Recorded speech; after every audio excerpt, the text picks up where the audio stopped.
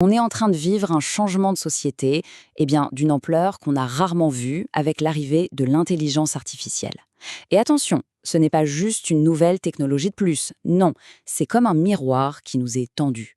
Alors ce qu'on va faire, c'est plonger ensemble dans cette analyse pour essayer de comprendre ce que ce miroir nous révèle vraiment. Oui, il faut vraiment le saisir. L'arrivée de l'IA, ce n'est pas une petite mise à jour de logiciel. Pas du tout. C'est une véritable révolution, une qui vient secouer toutes nos certitudes. Et forcément, ça provoque, tout à fait naturellement, une immense vague d'inquiétude. Et justement, cette vague de peur, elle est complètement légitime. C'est une véritable onde de choc qui nous désoriente tous, hein, chacun à sa manière. C'est pour ça qu'il est essentiel, je pense, de commencer par mettre des mots sur ces craintes. On parle de quoi concrètement? De la peur de la perte d'emploi massive, bien sûr, de devenir obsolète en tant qu'humain, de l'isolement social qui pourrait grandir, de la perte de notre esprit critique, de notre vie privée, et ça va même plus loin jusqu'à la peur de perdre notre âme. La liste est vraiment longue et ça touche à tout, l'économie, le social et même le sens de notre existence. En fait, toutes ces peurs, elles se résument, elles se cristallisent en une seule et même question. Une question absolument centrale, vertigineuse, qui capture toute l'anxiété de notre époque. Si les machines peuvent penser, créer et décider, mais alors que nous reste-t-il à nous, les humains? Bon, et c'est précisément ici que l'analyse prend un virage. Parce que pour naviguer dans ce chaos apparent, il y a un principe fondamental qui peut nous aider à tout voir sous un autre angle. On va appeler ça la loi de l'équilibre. Alors, qu'est-ce que c'est, cette loi? C'est l'idée que chaque peur contient en elle son bénéfice exact, son parfait opposé. Et que chaque bénéfice, il contient aussi son propre défi. En gros, ce ne sont pas deux réalités séparées, mais vraiment les deux faces d'une seule et même pièce. Regardez, prenons un exemple très concret. La peur de perdre son emploi à cause de l'automatisation, une peur très présente en ce moment. Selon cette loi, c'est le miroir parfait de l'opportunité de découvrir sa véritable vocation. De se poser la question, qu'est-ce qu'on a vraiment envie de faire? Et on peut aller encore plus loin sur un plan plus existentiel. La peur de devenir obsolète, de ne plus servir à rien en tant qu'être humain, c'est l'autre face de l'opportunité incroyable de révéler ce qui est irréplaçable en nous, ce qui nous rend uniques. L'un ne va tout simplement pas sans l'autre. Donc ce sentiment de chaos, ce bouleversement, c'est en fait une étape tout à fait normale, prévisible de cette grande transition. Et ce qui est important de comprendre, c'est que tout le monde ne va pas réagir de la même façon. En fait, si on regarde la société, on voit qu'elle se divise en plusieurs groupes face à l'IA. D'un côté, on a les technophiles, les super enthousiastes, et à l'extrême opposé, les résistants.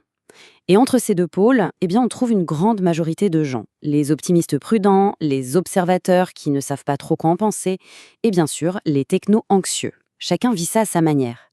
Et à l'échelle individuelle, on passe souvent par un parcours psychologique qui ressemble beaucoup aux étapes du deuil, en fait. On commence par le déni. Non, l'IA ne me remplacera jamais. Puis vient la colère. C'est injuste. Ensuite, la négociation, la tristesse, jusqu'à, finalement, l'acceptation et l'intégration dans ce nouveau monde. Connaître ces étapes, ça aide à voir que ce qu'on traverse est un processus normal. Et attention, cette transition, elle ne va pas se faire en un jour. Elle va se dérouler en plusieurs phases. Là, tout de suite, on est au tout début, dans l'ère de l'IA logicielle. Bientôt, on va voir arriver l'IA incarnée, c'est-à-dire des robots humanoïdes. Ensuite, viendra leur intégration dans notre quotidien pour aboutir potentiellement à un véritable changement de civilisation, peut-être même une société post-travail. Face à une telle perspective, la question n'est plus tellement de savoir s'il faut résister ou non. La vraie question, c'est de pivoter. De se concentrer sur l'essentiel.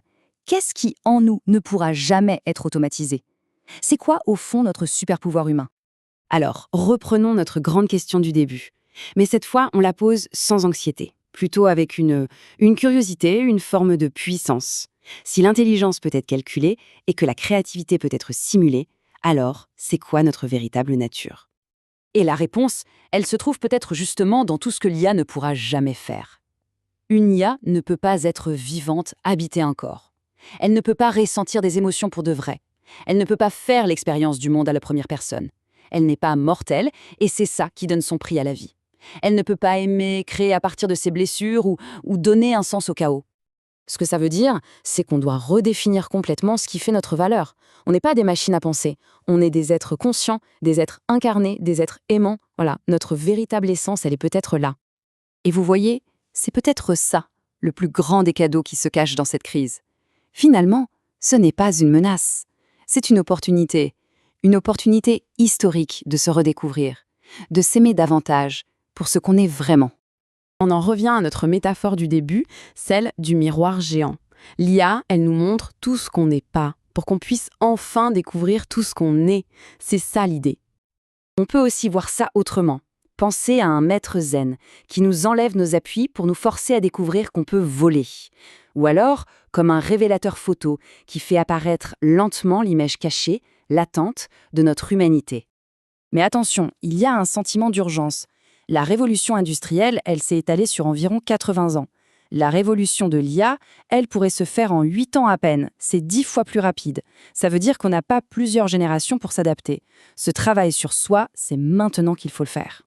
C'est pour ça qu'il ne faut pas chercher à fuir le chaos. La vraie transformation, elle ne se trouve pas en évitant la crise, mais en la traversant, en plongeant dedans. Parce que c'est dans la déstabilisation que se trouve la révélation. C'est dans la peur que se trouve le cadeau. Et c'est dans la crise que se trouve l'éveil. Donc, pour conclure, la pensée finale de cette analyse, c'est peut-être celle-ci. Au bout du compte, on n'est pas en train de perdre notre humanité. En réalité, on est peut-être juste en train de la retrouver.